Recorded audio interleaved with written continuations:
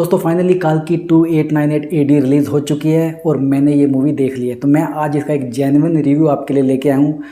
छोटी छोटी डिटेलिंग के बारे में मैं बात करूँगा, डायरेक्शन के बारे में बात करूँगा, स्टोरी के बारे में बात करूँगा, इस मूवी के बारे में हर पहलू के बारे में मैं आपसे बात करने वाला हूँ। तो बने रहे चैनल पर। अगर आपने चैनल को अभी तक सब्सक्राइब नहीं किया है तो सब्सक्राइब कर लो ताकि एंटरटेनमेंट का डोज आपको टाइमली मैनर में मिलता रहे। तो चलिए शुरू करते हैं। तो सबसे पहले तो मैं आपको ये बता दूँ, ये जो मूवी है काल्की 2898 AD ये एक मास्टरपीस है।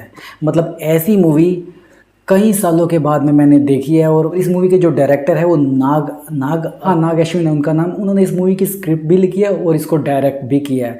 और क्या डायरेक्ट किया उन्होंने इसको, तो मैं आपको दावे से कह सकता हूँ नाग अश्विन की आपने आज तक कोई भी मूवी देखी नहीं होगी, ज़्यादातर लोगों ने, ठीक है। और आज आप ये मूवी देख रहे हैं और ये उनके करियर की सबसे बड़ी मूवी है, क्योंकि नाग अश्विन ने जो स्क्रिप्ट पे मेहनत करी है वो दिखती है।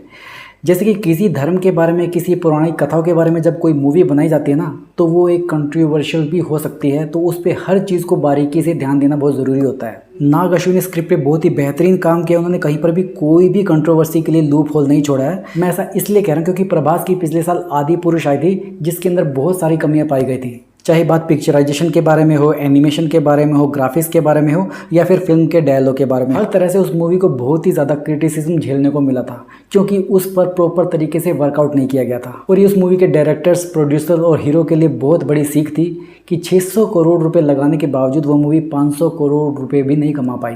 क्योंकि एक सिंपल सा फैक्ट है, जब आप किसी रिलीजन की, किसी आस्था के ऊपर कोई मूवी बनाते हो या किसी पौराणिक कथाओं के ऊपर कोई मूवी बनाते हो, तो आपको हर फैक्ट का, हर चीज़ का बड़े बारीकी से ध्यान रखना पड़ेगा, ताकि किसी भी डायलॉग से, किसी भी सीक्वेंस से किसी की कोई भी भावना आहत ना हो।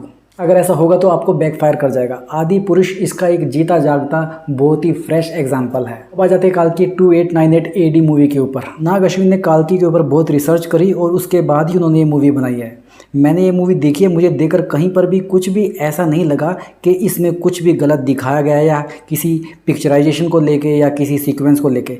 हर जगह से जितनी भी चीज़ें इसमें दिखाई गई सारी एक्सेप्टेड थी। तो एक अलग तरह की एक फ्यूचरिस्टिक दुनिया इसमें दिखाई गई है, और उसके जो रियलिस्टिक जो बनाया गया है उसको माशाल्लाह बहुत ही शानदार तरीके से इसको रियलिस्टिक बनाया गया है। इस मूवी की शुरुआत महाभारत के एक सीक्वेंस से होती है, जिसमें अश्वत्थामा और श्री कृष्ण बात कर रहे होते हैं और श्री कृष्ण अर्जुन को, अश्वत्थामा को श्राप देते हैं। उससे इस मूवी को आगे फ्यूचर में कनेक्ट किया गया है। तो मतलब एक बेस बनाने के बाद में फ्यूचर की सीधा दुनिया दिखाई गई है, और साथ ही फ्यूचर की दुनिया बहुत ही एडवांस दिखाई गई है। उसमें ये बताया गया कि दुनिया के सारे शहर नष्ट हो चुके हैं और सिर्फ एक शहर, आखिरी शहर बचा है, काशी, जो कभी दुनिया का पहला शहर हुआ करता था। और उस फ्यूचरिस्टिक दुनिया के काशी में दो रूप दिखाए गए, एक है ज़मीनी स्तर पर और दूसरा है आसमान में। ज़मीनी स्तर पर जो लोग रहते हैं उनकी ज़िंदगी बहुत ही ज़्यादा ख़राब दिखाई गई है। ज़मीन में गंगा का पानी सूख चुका है, रेगिस्तान हो चुकी है सारी ज़मीन। और ऊपर की एक दुनिया है, एक अलग दिखाई, जिसका नाम इसमें कॉम्प्लेक्स दिया गया है। एक एडवांस्ड, बहुत ही लग्जरी टाइप की दुनिया दिखाई गई, जहाँ पर जंगल हैं, पेड़ पौधे हैं, समुंदर है, हर तरह की फैसिलिटीज़ हैं। वहाँ की दुनिया बहुत बेहतर है। और जो ज़मीन पर लोग रहते हैं वो उस दुनिया को सपने में देखते हैं कि काश हम उस दुनिया में, उस कॉम्प्लेक्स में पहुँच जाए। ऐसा ही एक कैरेक्टर है भैरव का, जो कि हमारे सुपर हीरो प्रभास है, जो उस कॉम्प्लेक्स की दुनिया में जाने की कामना करते हैं, सपने देखते हैं। और इससे ज़्यादा स्टोरी मैं आपको डिस्क्लोज़ नहीं कर सकता, क्योंकि थिएटर में देखोगे तभी मज़ा आएगा, नहीं तो आपका सस्पेंस ख़राब हो जाएगा और तभी आप इस स्टोरी से कनेक्ट हो पाओगे, इसे एंजॉय कर पाओगे। तो ये थिएटर में देखना वर्थ है। साथ ही आपको मैं ये भी बताना चाहता हूँ, ये मूवी 2D में भी है, 3D में भी है। मैंने 3D में देखी थी, इस मूवी को बहुत बढ़िया इंजॉय किया। इस मूवी की जो लेंथ है वो 3 घंटा 1 मिनट है, मतलब एक काफ़ी लंबी मूवी है। और कहीं पर भी मूवी में आपको ऐसा नहीं लगेगा कि मूवी स्लो है। मूवी बहुत ही फास्ट चल रही है, तो भी 3 घंटे 1 मिनट की है। और इस मूवी में मुझे कोई भी कमी नहीं लगी। एक्शन भी भरपूर है, कॉमेडी भी है, रोमांस थोड़ा कम हो सकता है, क्योंकि ये एक रियलिस्टिक, जो एक पौराणिक कथाओं के ऊपर बेस्ड है, तो उसमें रोमांस के बारे में तो ज़्यादा है नहीं है, तो इसलिए रोमांस इसके अंदर ना के बराबर है, बल्कि रोमांस इसके अंदर है ही नहीं मूवी के अंदर। और एक फैक्ट, आप विष्णु भगवान के काल के अवतार के बारे में मूवी देखने जा रहे हो, तो आप लव स्टोरी को तो वैसे भी एक्सपेक्ट करके नहीं जा रहे। तो आप जिस परसेप्शन के साथ में ये मूवी देखने के लिए जाओगे, तो वो परसेप्शन आपका फुलफिल्ड हो जाएगा और आप इस मूवी को देखने के बाद हाईली सेटिस्फाइड हो जाओगे। एक्शन सीक्वेंसेस बहुत है, बढ़िया है, ग्राफिक्स बहुत बढ़िया, फाइट सीक्वेंसेस है वो बहुत बड़े बड़े हैं, मतलब 25-25, 30-30 मिनट के फाइट सीक्वेंसेस में आपको देखने को मिलेंगे। प्रभास की एंट्री मूवी में लगभग 25 मिनट के बाद में होती है और दीपिका पादुकोण की एंट्री लगभग 50 मिनट के बाद होती है। और प्रभास का जो एंट्री सीन है वो लगभग 25 मिनट का सीक्वेंस है और उसी सीक्वेंस के अंदर एक दिलजीत का ज़बरदस्त पंजाबी सॉन्ग भी आता है जो बैकग्राउंड में चलता है। आप उसको बहुत शानदार इंजॉय करने वाले हो। जब आप देखोगे। अमिताभ बच्चन का अगर फिल्म की स्टार्टिंग का सीन छोड़ दिया जाए तो उनकी एंट्री फिल्म में 80 मिनट के बाद में होती है, लेकिन जब एंट्री होती है तो उसके बाद सिर्फ अमिताभ बच्चन ही छाए रहते हैं इस मूवी पर। एक चीज़ और मैं आपको बता दूं, इस मूवी के अंदर इतने शानदार एक्शन सीक्वेंस हैं, लड़ाई खूब दिखाई गई है, लेकिन इसमें एक फ़नी बात यह है कि अश्वत्थामा जो कि अमिताभ बच्चन बने हैं, वो जितना भैरव यानी कि प्रभास को पीटते हैं, इतना वो विलेंस को भी नहीं पीटते हैं, मतलब दूसरे लोगों को भी नहीं पीटते। जितनी मार धाड़ लड़ाई दिखा रखी है इस मूवी के अंदर, अश्वत्थामा और प्रभास के बीच में गजब की दिखा रखी है। और प्रभास ने इस मूवी में बहुत मार खाई है, लेकिन मुकाबला भी बहुत अच्छे से करा है। और अमिताभ बच्चन के बारे में मैं क्या ही बताऊं, मुझे नहीं लगता कि अमिताभ बच्चन ने पिछले 30-35 सालों में कभी भी इतना बड़ा रोल किया है और इतना बड़ा, मतलब हीरो का लेवल ये है और अमिताभ बच्चन का लेवल ये है। अगर आप मूवी देखोगे तो आप खुद कहोगे कि प्रभास पर अमिताभ बच्चन भारी पड़ रहे हैं हर एंगल से।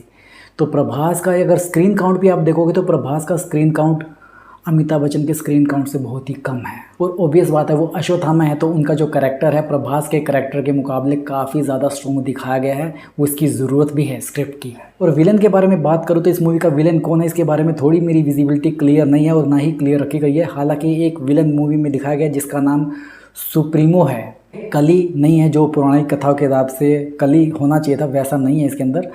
तो अगले पार्ट में अब आप कहोगे क्या इसका अगला पार्ट आएगा, तो इसका डेफिनेटली अगला पार्ट आएगा और अगले पार्ट का नाम होगा काल्की सिनेमैटिक युग कंटिन्यूस।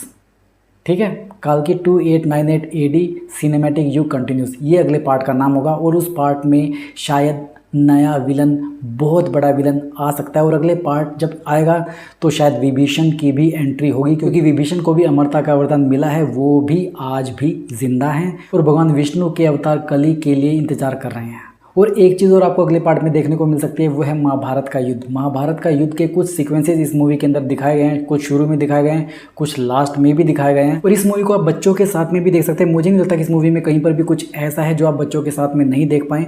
और बच्चों के लिए अगर पुरानी कथाओं को, जैसे कि किसी भी रिलीजन की कोई अच्छी बातें हैं, जैसे रामायण है, महाभारत है, हिंदू धर्म की अगर मैं पर्टिकुलर बात करूँ, तो आजकल के बच्चे उनसे कनेक्ट कैसे होंगे। ये तो खैर मूवी फ्यूचर के बारे में, लेकिन अगर पुरानी कथाएं जैसे कि महाभारत है, रामायण भी, उनको भी इस तरह से दिखाया जाए तो बच्चों को आनंद आ जाएगा और वो इस स्टोरी से खुद को कनेक्ट कर पाएंगे।